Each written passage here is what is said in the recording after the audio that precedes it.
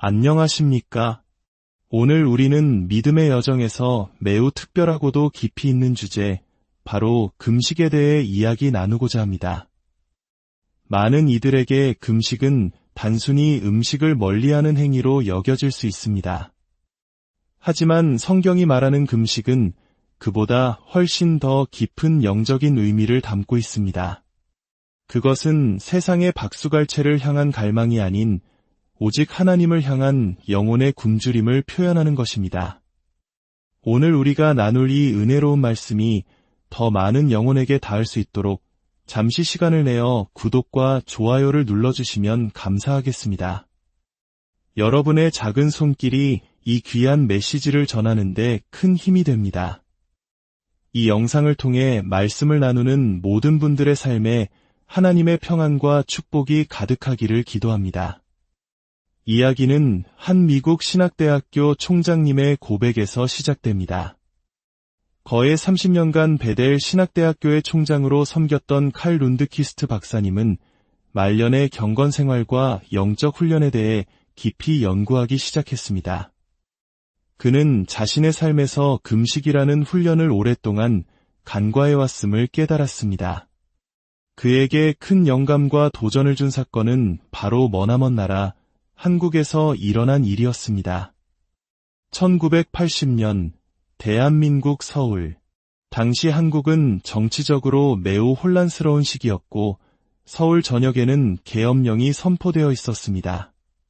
바로 그때 한국대학생 선교회의 설립자이신 김중곤 목사님은 여의도 광장에서 100만 명을 대상으로 하는 복음 전도 대회를 준비하고 있었습니다. 그러나 집회를 불과 6개월 앞두고 경찰은 갑작스럽게 집회 허가를 취소했습니다. 수많은 인파가 모이는 것에 대한 정치적 부담 때문이었습니다. 모든 것이 수포로 돌아갈 위기의 순간 김중곤 목사님과 동역자들은 인간적인 방법을 찾는 대신 조용히 기도원으로 향했습니다. 그리고 그곳에서 무려 40일간 오직 하나님께 매달리며 금식 기도를 시작했습니다. 나라와 민족, 그리고 이 전도 대회를 위해 모든 것을 내려놓고 간절히 부르짖었습니다.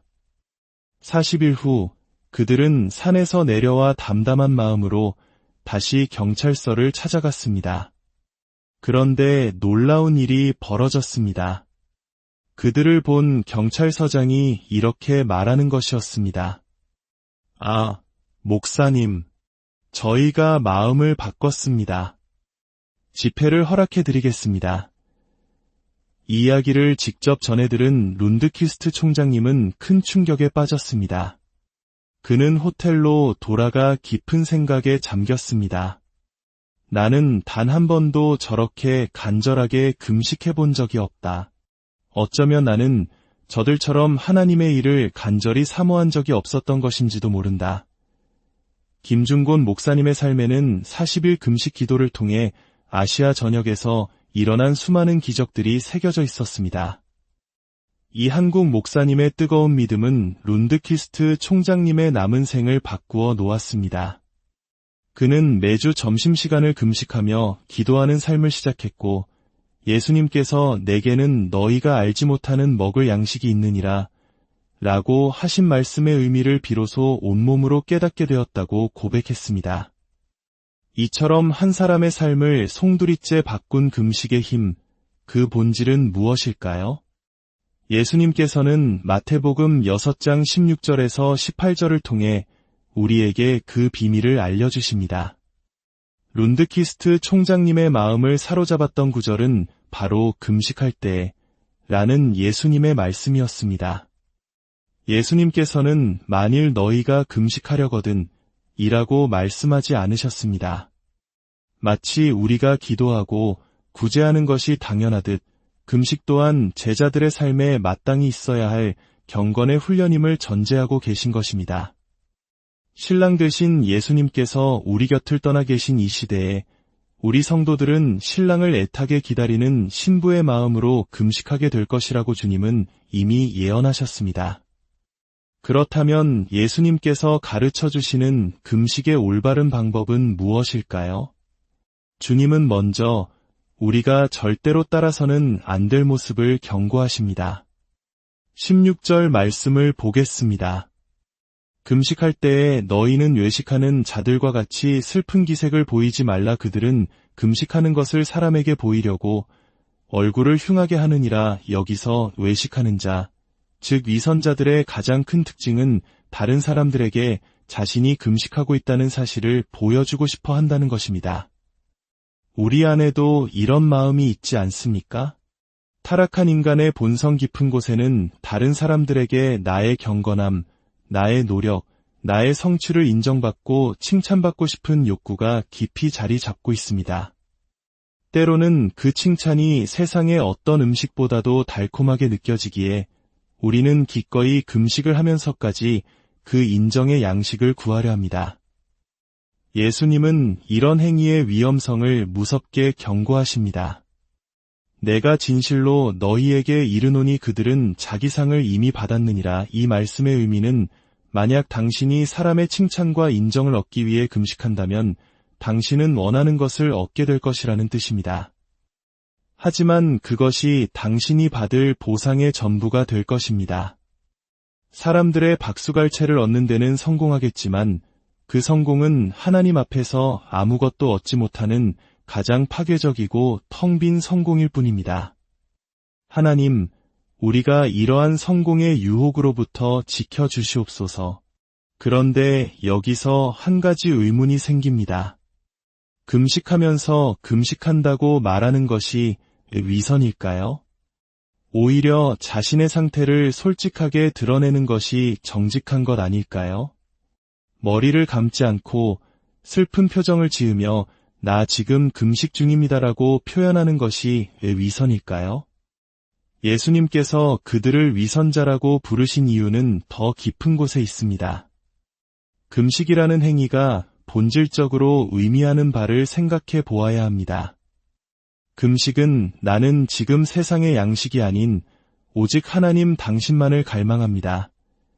라는 영적인 고백입니다.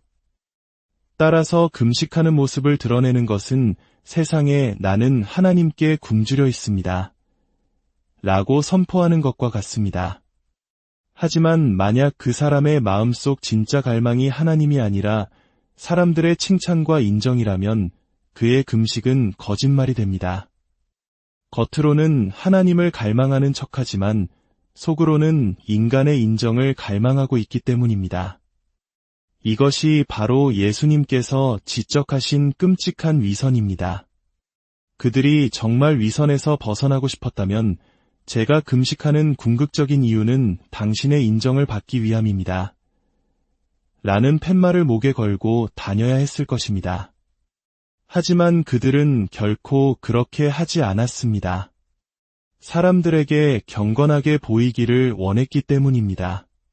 그렇다면 우리가 해야 할 올바른 금식은 어떤 모습일까요?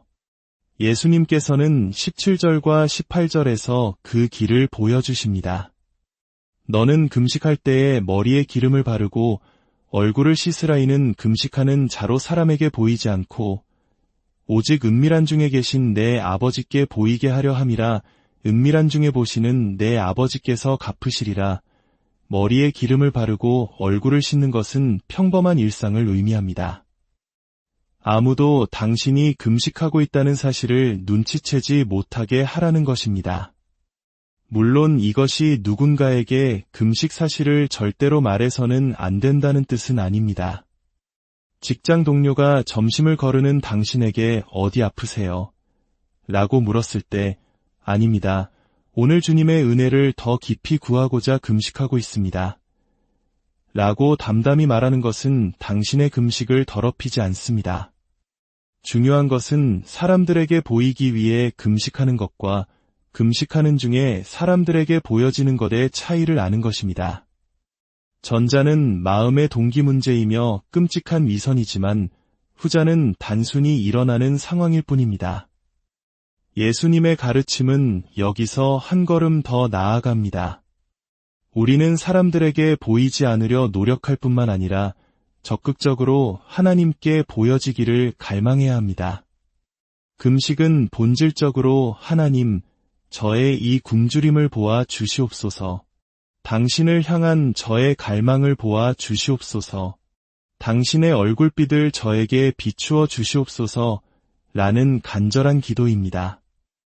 이것은 우리 삶의 하나님이 얼마나 실제적인 분이신지를 시험하는 시금석과도 같습니다. 당신의 삶이 다른 사람들과의 수평적인 관계에만 매몰되어 있습니까? 아니면 보이지 않는 하나님과의 수직적인 관계가 당신의 삶을 지탱하고 있습니까? 이 세상 누구도 알아주지 않는 선한 일을 했을 때 오직 하나님 한 분만이 그 사실을 알고 계신다는 것만으로 당신은 만족할 수 있습니까? 만약 그렇다면 당신에게 하나님은 살아계신 실제입니다. 우리는 선한 일을 할 때조차 쉽게 속아 넘어갑니다. 예를 들어 아버지가 자녀들 앞에서 기도하는 모습을 보여줌으로써 자녀들이 기도를 배우게 하려는 선한 의도를 가질 수 있습니다.